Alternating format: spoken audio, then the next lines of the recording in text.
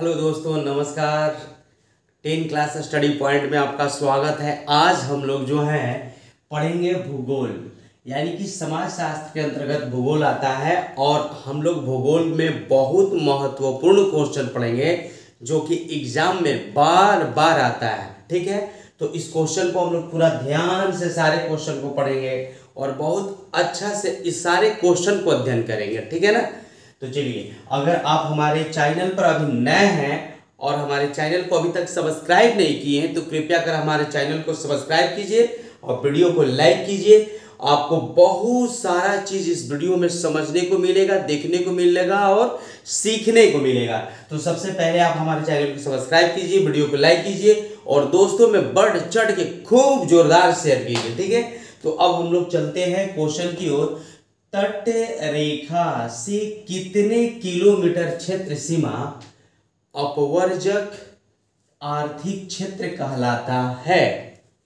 देखिए, अपवर्जक आर्थिक क्षेत्र कहलाता है अर्थात किसी भी देश का एक अपना तट क्षेत्र होता है जो उस क्षेत्र के, उस देश के क्षेत्र के अंतर्गत आता है। तो वो बताना है कि आपको कितना होता है। तो वो पहला ऑप्शन में है 100 NM नॉटिकल मील, 200 NM, 150 NM, 300 NM।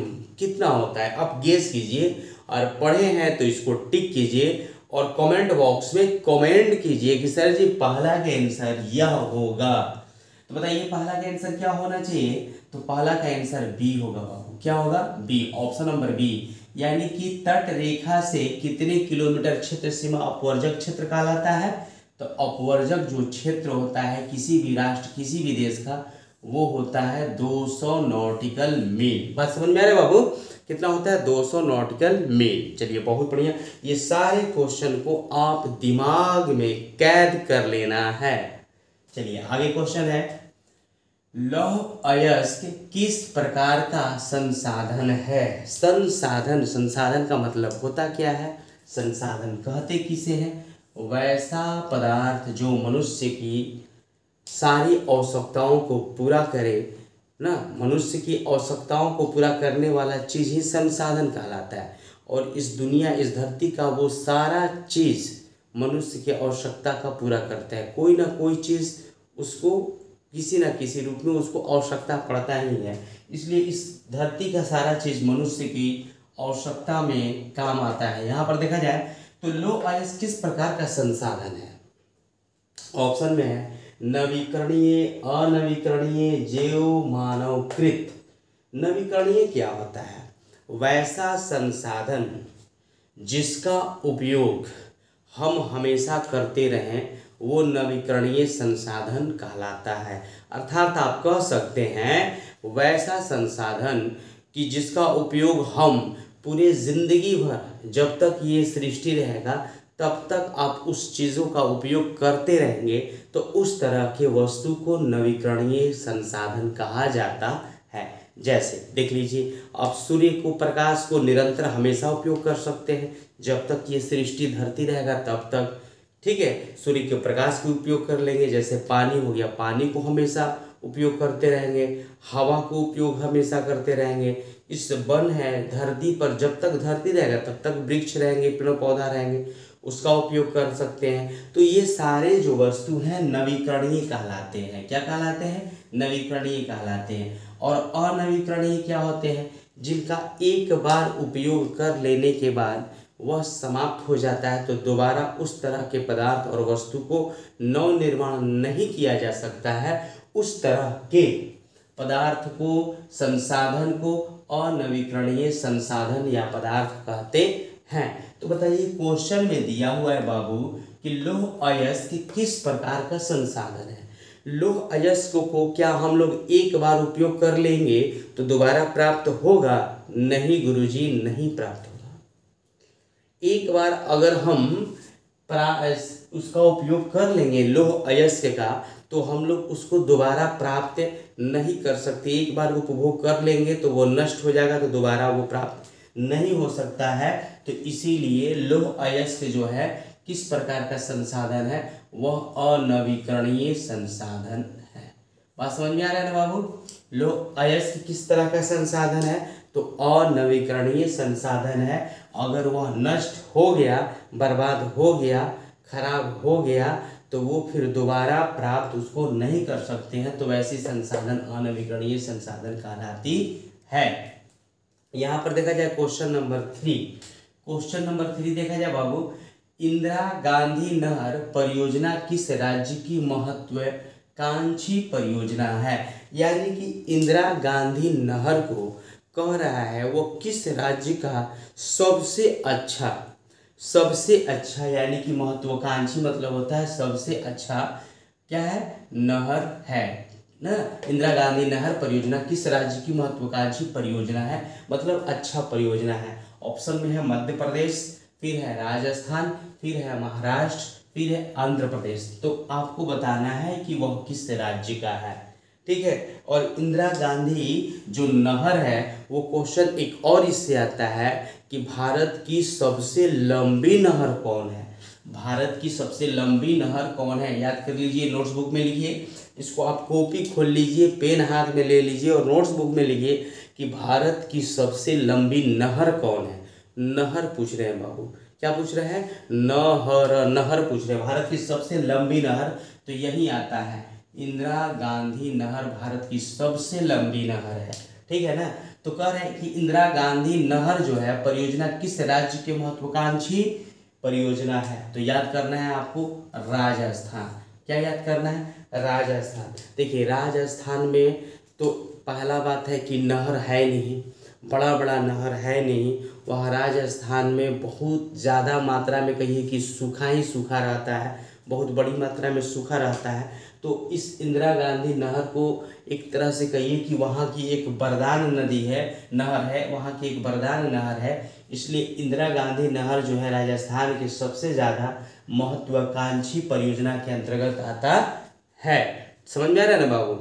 तो अब आगे क्वेश्चन है कि पीतल बनाया जाता है, पीतल बनाया जाता है, यानी कि पीतल किसके संयोग, किसके मिश्रण से पीतल का निर्माण किया जाता है। तो हम आपको एक बार बताए थे, हम आपको बताए थे जब पढ़ा रहे थे हम आपको एक केमिस्ट्री, तो उसमें हम बताए थे कि पीतल का एक ट्रिक से आप याद कर लीजिए, पिताजी, है ना।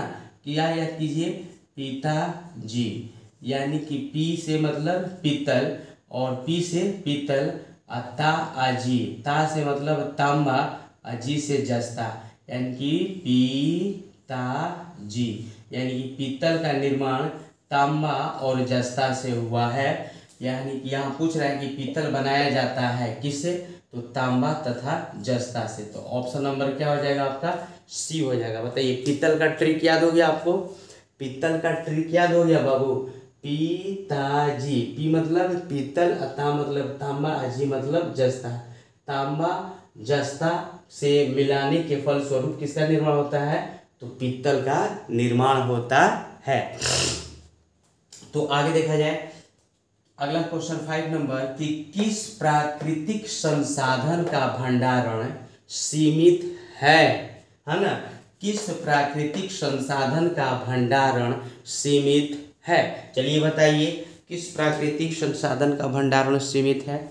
तो बताइए बाबू किस प्राकृतिक संसाधन का भंडारण सीमित है।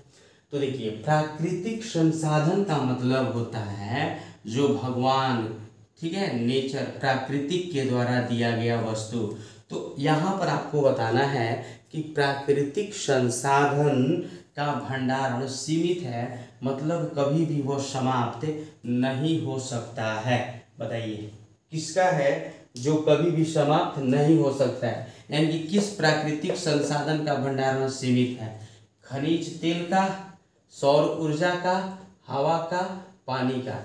यहाँ पर क्वेश्चन कुछ गलत दिया है, किस प्राकृतिक संसाधन का भंडारण सीमित नहीं होना चाहिए, सीमित नहीं है, यहाँ पर जुड़ लीजिएगा नहीं। क्या जुड़ लीजिएगा बाबू, नहीं है। कह रहे कि किस प्राकृतिक संसाधन का भंडारण सीमित नहीं है ना।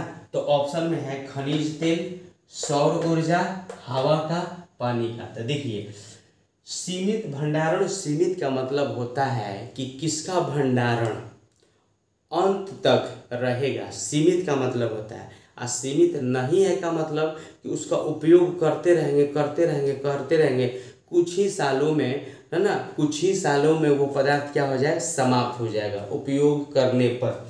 तो यहाँ पर बताइए, हम लोग सौर ऊर्जा का जितना उपयोग करना चाहेंगे कर सकते हैं, क्या सूर्य का प्रकाश से समाप्त हो सकता है? नहीं हो सकता है।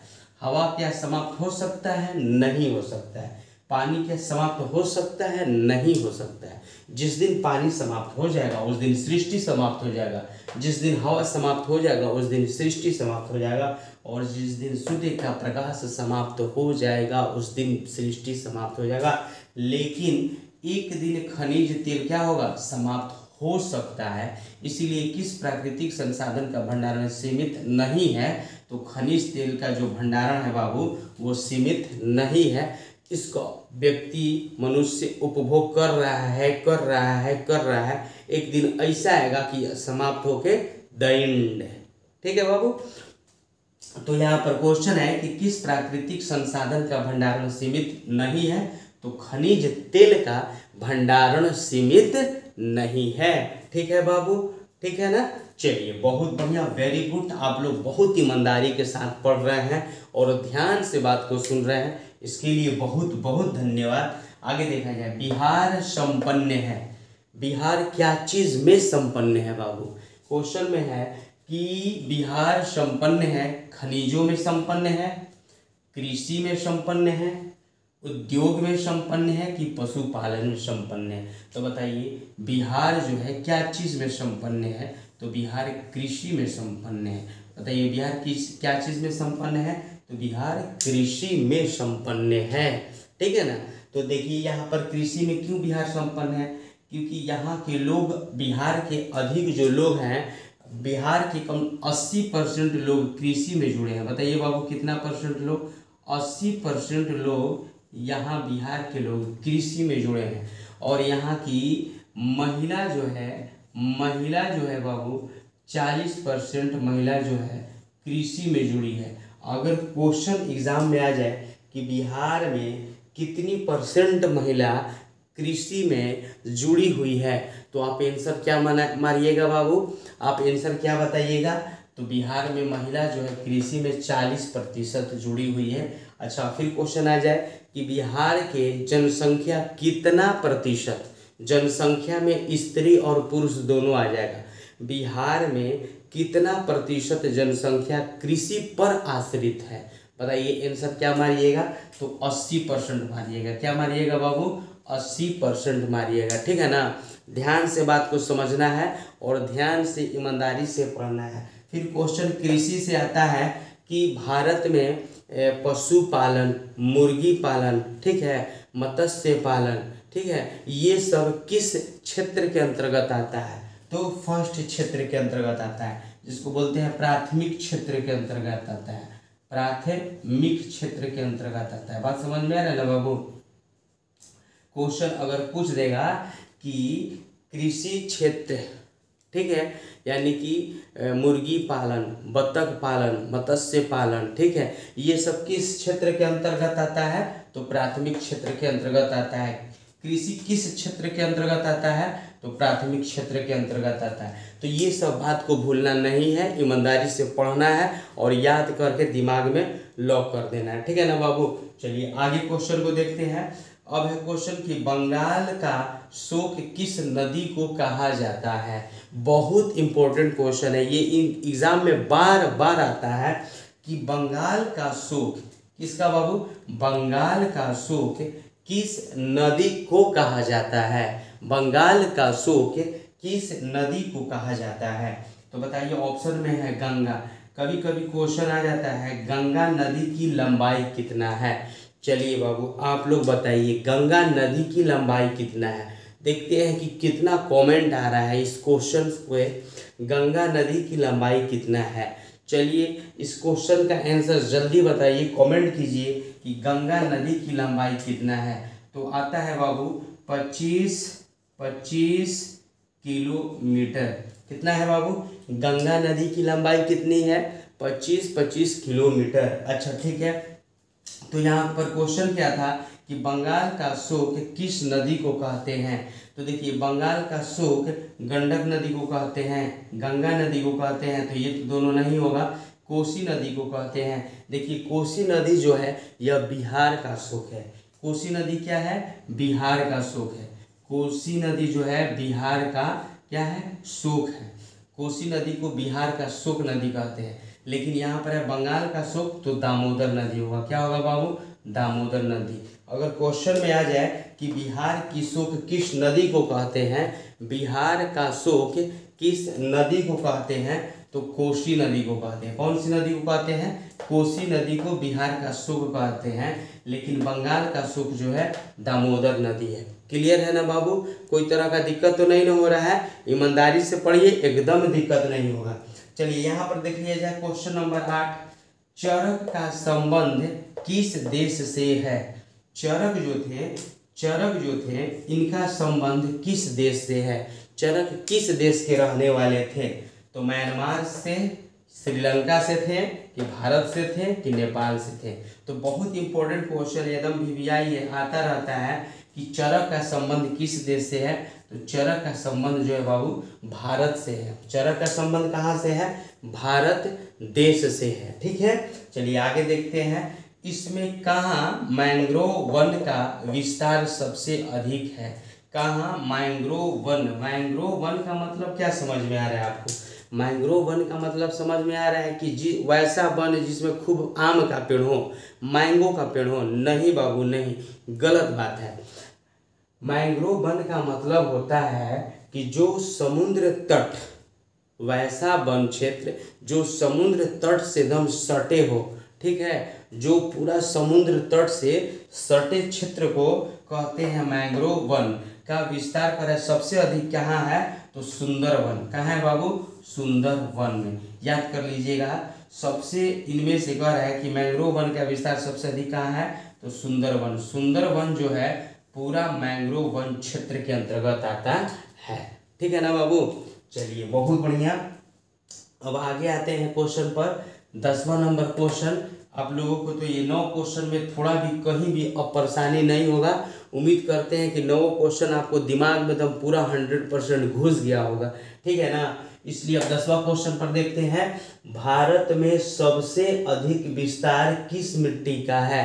भारत में सबसे अधिक विस्तार किस मिट्टी का है? बताइए, जलोढ़ मिट्टी, काली मिट्टी, लेटेराइट मिट्टी कि बलुई मिट्टी? बताइए भारत में सबसे अधिक मिट्टी कौन सी है? तो आपको जानना है कि भारत में सबसे अधिक विस्तार जो है वह जलोढ़ मिट्टी का है। कौन सा मिट्टी का है बाबू? जलोढ़ मिट्टी का भारत में सबसे ज़्यादा विस्तार है। अगर क्वेश्चन आ जाता कि बिहार में सबसे अधिक विस्तार किस मिट्टी का है, चलिए बताइए।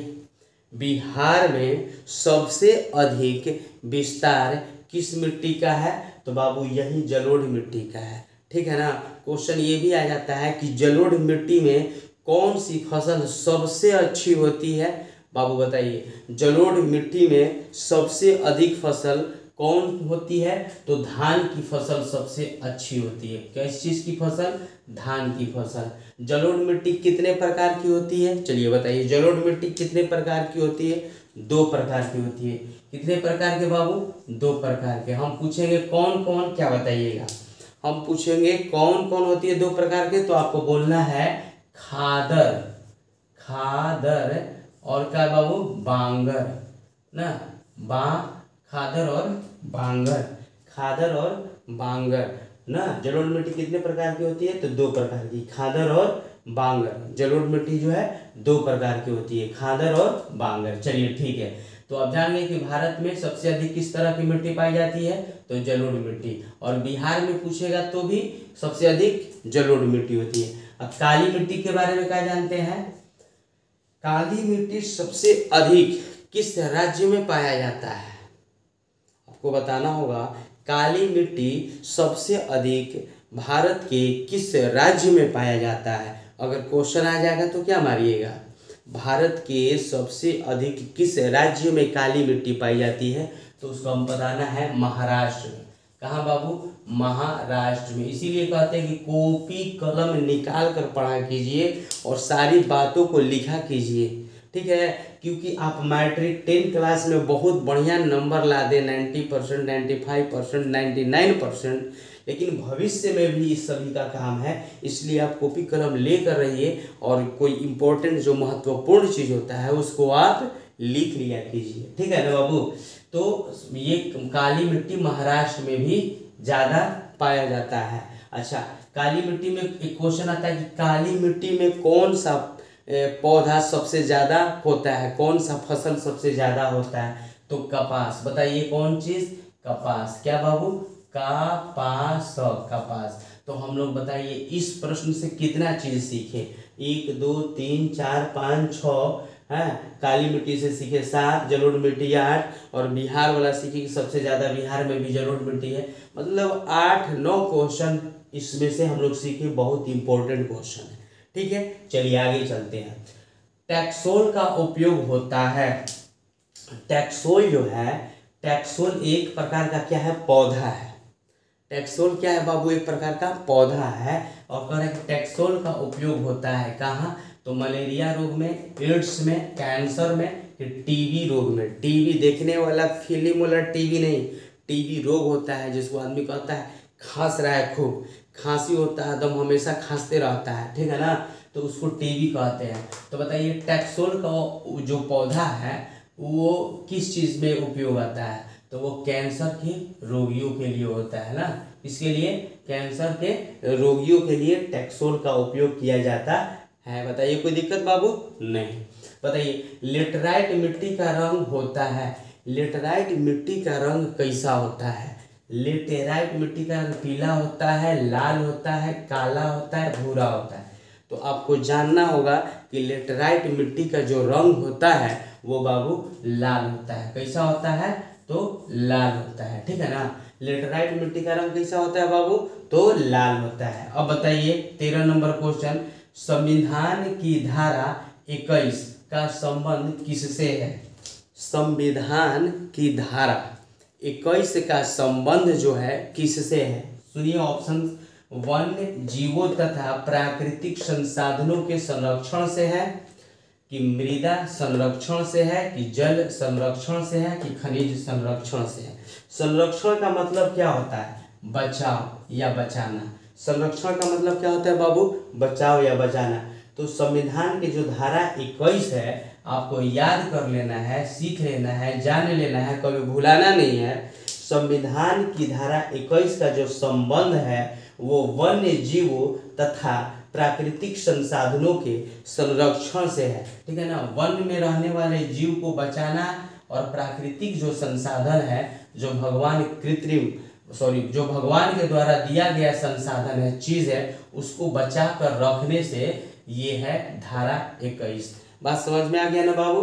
चलिए बहुत बढ़िया, 13 का ऑप्शन नंबर ए हो जाएगा। चलिए आगे देखा जाए, आगे देख लिया जाए कि बृहत क्षेत्र में जल की उपस्थिति के कारण ही पृथ्वी को क्या कहते हैं? बृहत क्षेत्र। बृहत क्षेत्र मतलब क्या होता है बाबू? सबसे अधिक क्षेत्र। बृहत क्षेत्र मतलब क्या होता है? सबसे ज्यादा क्षेत्र। बृहत क्षेत्र में जल है, जल की उपस्थिति है, कहाँ है? तो पृथ्वी पर है। सबसे ज्यादा जल की उपस्थिति पृथ्वी पर है, तो इसी के कारण क्या पृथ्वी को क्या कहते हैं? उजला ग्रह कहते हैं, नीला ग्रह कहते हैं, लाल ग्रह कहते हैं, कि हरा ग्रह कहते हैं? पृथ्वी पर सबसे ज्यादा मात्रा में क्या है? जल है। तो जल होने के कारण पृथ्वी पर ज्यादा, इस पृथ्वी को किस नाम से जाना जाता है? तो नीला ग्रह के नाम से जाना जाता है। कौन सा ग्रह कहते हैं पृथ्वी को? तो नीला ग्रह कहते हैं। नीला ग्रह क्यों कहते हैं? तो पृथ्वी पर बाबू 71% जल है। कितना परसेंट जल है? लगभग 71% जल है। अच्छा, भूमि कितना परसेंट है? तो भूमि आपका 29% है। कितना परसेंट है बाबू भूमि? भूमि 29% है। आ जाएगा कि पृथ्वी पर कितना प्रतिशत जल है? तो 71%।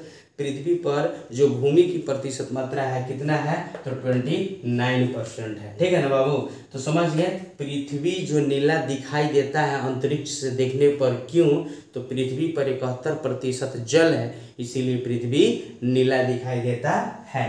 बताइए क्वेश्चन नंबर 15, यूरेनियम का प्रमुख उत्पादक स्थल कहाँ है। यूरेनियम जो है ना, यूरेनियम जो है सबसे अधिक प्रमुख जो उत्पादक स्थल है भारत में कहाँ है। बताइए आप, जो यूरेनियम है प्रमुख उत्पादक स्थल भारत में कहाँ है, तो आपको जानना होगा कि जादूगोड़ा में सबसे अधिक मात्रा में यूरेनियम पाया जाता है। ठीक है ना बाबू। चलिए अगला क्वेश्चन देखते हैं। किसने कहा संसाधन होते नहीं बनते हैं।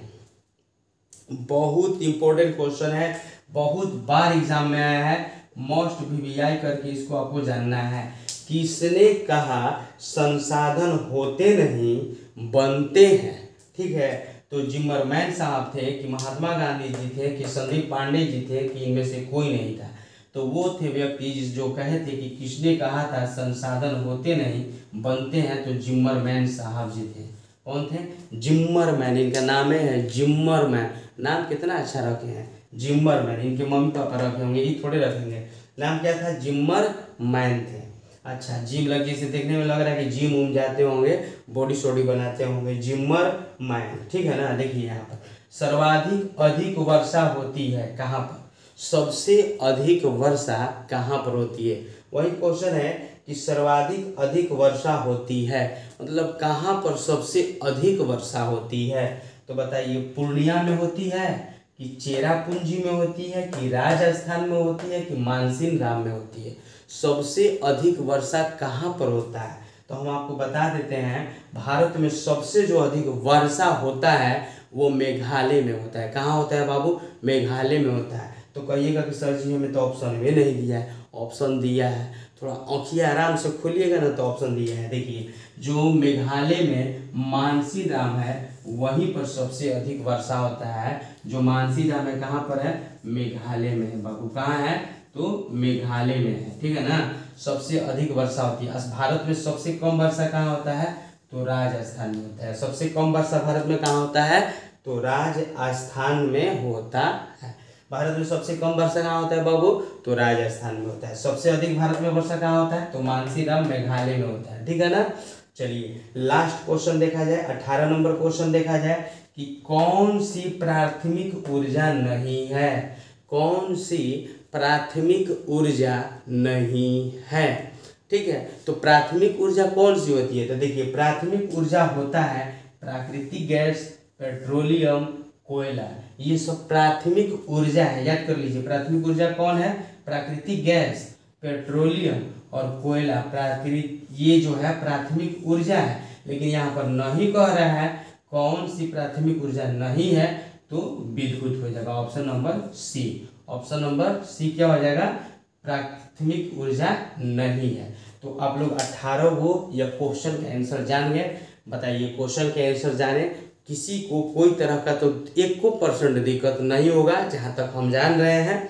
आपको वीडियो कैसा लगा, अच्छा लगा तो वीडियो में लाइक कीजिए, वीडियो को खूब शेयर कीजिए। अगर आप अभी तक हमारे चैनल को सब्सक्राइब नहीं किए हैं तो प्लीज़ कृपया करके हमारे चैनल को सब्सक्राइब कीजिए। आपने वीडियो को अंत तक देखा इसके लिए बहुत बहुत धन्यवाद।